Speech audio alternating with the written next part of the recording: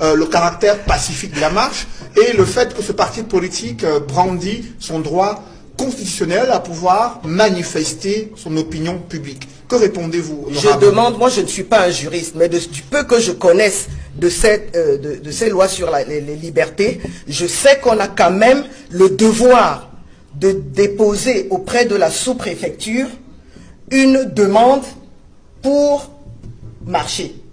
Maintenant, le sous-préfet, en fonction de son analyse, c'est parce que c'est lui qui est garant de la sécurité sur son territoire. Ce n'est pas le MRC, ce n'est pas le RDPC, ce n'est pas le SDF, ce n'est personne, c'est le sous-préfet. Et le sous-préfet prend sur lui, par rapport aux éléments qui sont à sa disposition, de dire qu'il n'est pas d'accord que cette marche ait lieu. Et on décide quand même de marcher. Est-ce que vous trouvez ça normal? Alors, l'honorable Marlise Doualabel, qui déplore le fait que le MRC qui viole les lois en vigueur au Cameroun, selon elle, Maître Roland Diou, pourquoi le MRC brave les interdictions formulées par les autorités administratives, notamment les sous-préfets, qui évoquent des risques graves de troubles à l'ordre public? Vers la fin du propos d'honorable, tout à l'heure, vous m'avez vu sourire. Je dois vous raconter une petite anecdote. Il se trouve que hier, au marché Mokolo, il y a des badauds qui ont marché avec des effigies de M. Biya. J'aimerais demander à l'honorable quand est-ce qu'ils ont déclaré cette marche, quand est-ce qu'ils avaient déclaré cette manifestation. Parce que ça s'est fait sous le nez et la barbe de la soldatesse qui était censée justement interdire la marche du MRC. Celle-là a été très passive, très curieusement. J'ai retenu de son intervention de tout à l'heure le terme état de droit. Mais avant état de droit, j'ai également retenu la psychose. J'aimerais lui dire que quand on observe bien le Cameroun, il y a effectivement une psychose. Mais on n'est pas d'accord, elle et moi, sur là où se trouve la dite psychose. Il y a une psychose au Cameroun quand des citoyens disent qu'ils veulent marcher. La psychose met en transe, à la limite, un certain nombre de personnes qui estiment que une décision de justice ferme la bouche aux gens. Dites-moi dans quel pays une décision de justice a remis en cause la liberté d'expression. Dites-moi dans quel pays une décision a tout un fossé. Il n'y a pas pire dictature que celle qui se fait à l'ombre des lois. Et Honorable le sait. Parce que l'apartheid était une loi. Et elle le sait. La ségrégation raciale, on n'aura de cesse de le dire, c'était des lois. Fallait-il les respecter, ces lois-là? La colonisation, les lois Gaston Defferre et avant, l'indigénat, c'était des lois.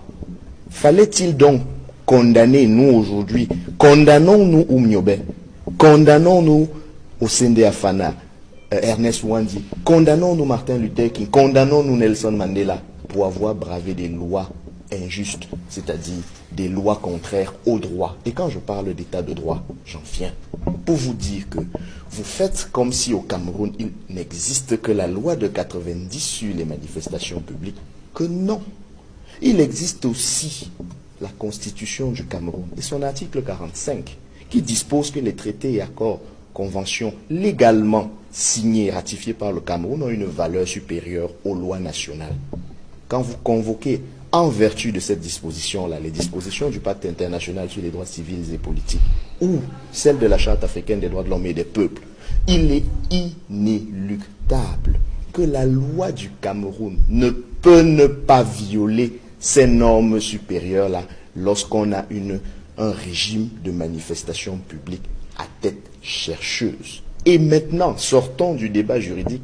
Quand vous dites que l'autorité apprécie souverainement et que lorsqu'elle voit qu'il y a un risque de trouble à l'ordre public, elle a le droit d'interdire. Les populations qui nous regardent sourient, simplement parce qu'elles savent, et là je le dis en étant très confortable du fait que notre aîné dans l'opposition, le SDF, soit assis à côté de moi.